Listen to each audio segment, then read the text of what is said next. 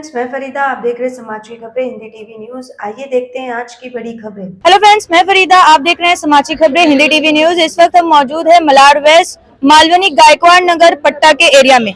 यहाँ पर बताया गया है कि यहाँ एरिया ये जो है इसको डेमोलिश किया जा रहा है। इसे क्यों डेमोलिश किया जा रहा है, इसका क्या वजह है और इसके बाद यहाँ की जो जनता है इसको अल्टरनेट सुविधाएं कहाँ दी जा रही है, इस सुविधाएं देने के तौर पर क्या डॉक्यूमेंट वेरीफाई किया जा रहा है, आइए हम जानते हैं यहाँ के लोगों से। मैम, अपना नाम बताइए। शहनाज बानो। कहाँ रहती हैं आप इस पट्टे के? पट्टे में रहती हूँ। अच्छा, क्या आप कितने साल से रह रहे हो यहाँ पर? मेरे को 27-28 साल हो गया। अच्छा, सो ये जो डेमोलिश किया जा रहा है इसकी अल्टरनेट सुविधा आपको दी जा रही है? अभी तक तो कुछ नहीं दी गई है। सरकार की तरफ से आपको क्या बोला गया है? सरकार की तरफ से मतलब हम लोग को नोटिस दिया था, पेपर जमा करो डॉक्यूमेंट्स। हमने 2 बार जमा किए, 2 बार नोटिस आया। बीएमसी डायरेक्ट हमारे पास खुद ही आए थे। और अब 1 हफ्ता पहले असलम भाई आके क्या बोले कि 450 रूम में से सिर्फ 200 रूम पास किया गया है, वो भी इनको पैसे मिलेंगे, घर नहीं मिलेगा। तो बाकी पब्लिक कहाँ जाएगी? डॉक्यूमेंट आपने सबमिट किया है? यही सर्वे पोती थी, लड़का बिल था, अपना वोटिंग कार्ड था, राशन कार्ड था और हम लोग की जन्म पत्री है आदि, वो हमने सब जमा किए। कितना पैसा आपसे बोला गया आपको दिया जाएगा? ये भी नहीं बताए। नहीं बताया। हाँ। कितने साल से आप यहाँ रह रहे हो? मेरे को 30 साल हो जाएगा, 30 साल पूरा हो चुका है। तो आप क्या चाहते हो सरकार से? हमको घर के बदले घर चाहिए और यही चाहिए। घर भी हमको इधर ही चाहिए, मालूम नहीं। हाँ, हमारे साथ और भी लोग हैं, उनसे भी हम बातचीत करेंगे। मैम, आपका नाम बताइए। मेरा नाम नसीमा जी, कितने साल से आप रह रही हैं यहाँ पर? मैं तो सोचने के लिए बहुत साल से, वैसे 2009 से हूँ। और क्या बोलूं, अभी बोली ना इसने।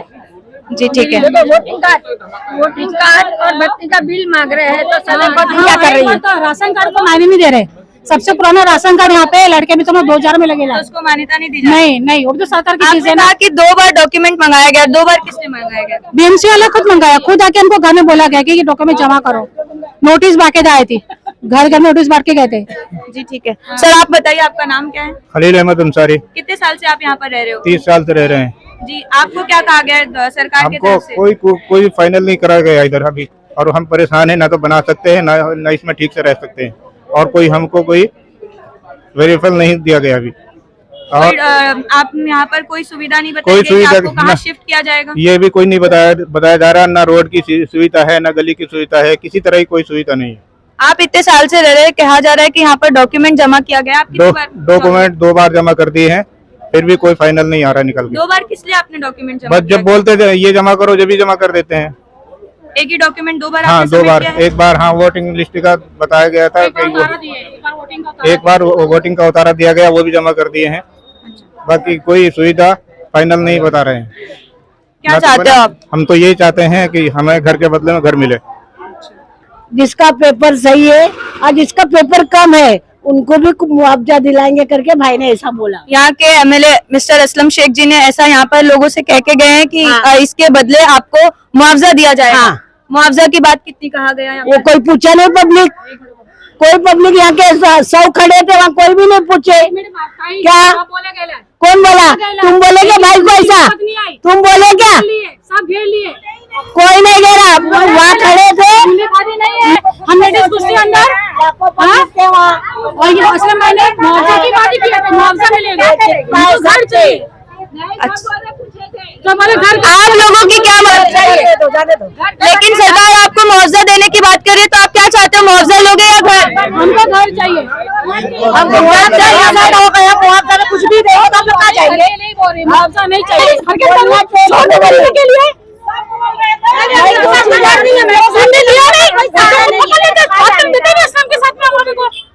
हम असलम को ऐसा पकड़े थे क्या?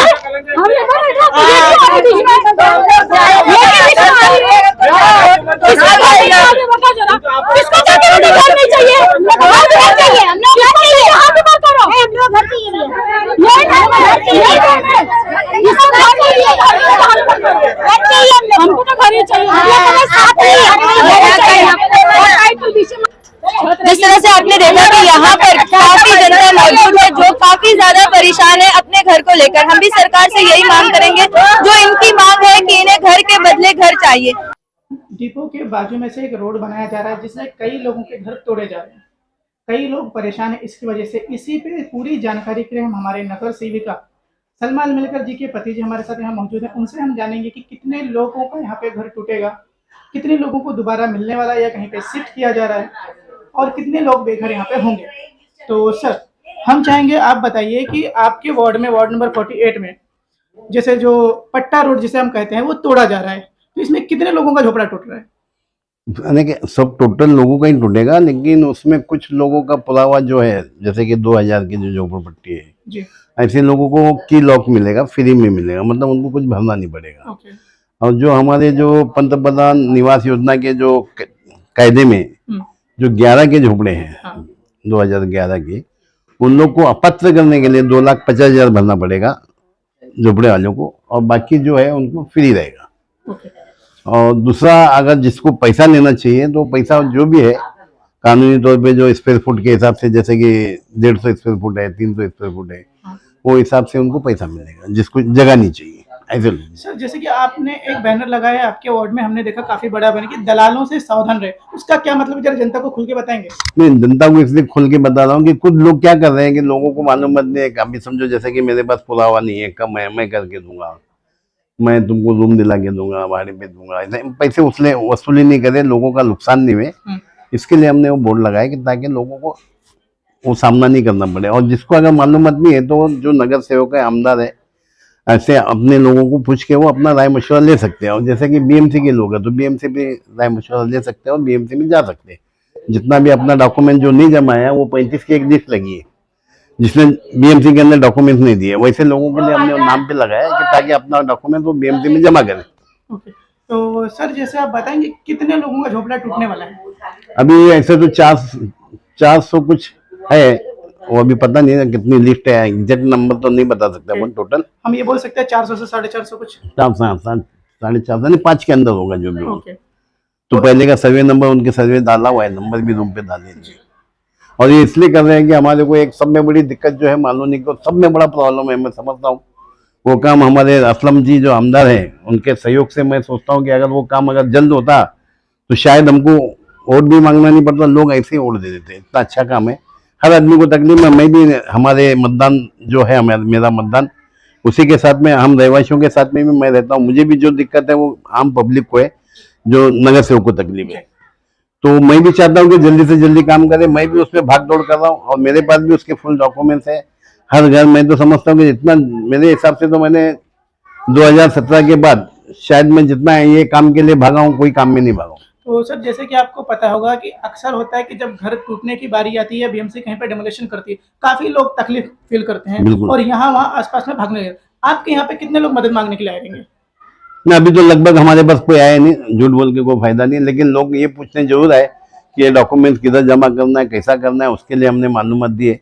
हमारे असलम भाई के जो 73 में जो ऑफिस है, वहाँ पे भी लोगों को बोला गया है, वहाँ भी लोगों को राय दे रहे हैं कि भाई ये जो डॉक्यूमेंट्स है वो बीएमसी के अंदर जमा करे, फालतू किसी लोगों के हाथ में मत दे, और ओरिजिनल तो किसी को मत दे, खाली जरूरत का ही इस्तेमाल करो। सर, एक बात और हम आपसे पूछना, जैसे कि आपके घर के सामने ही रोड बन रहा है और कई जगहों पे रोड बन रहा है, ठीक है, उसमें बहुत सारी कमियां देखी गई, ये किसके फंड से बन रहा है, कौन इसका जिम्मेदार है?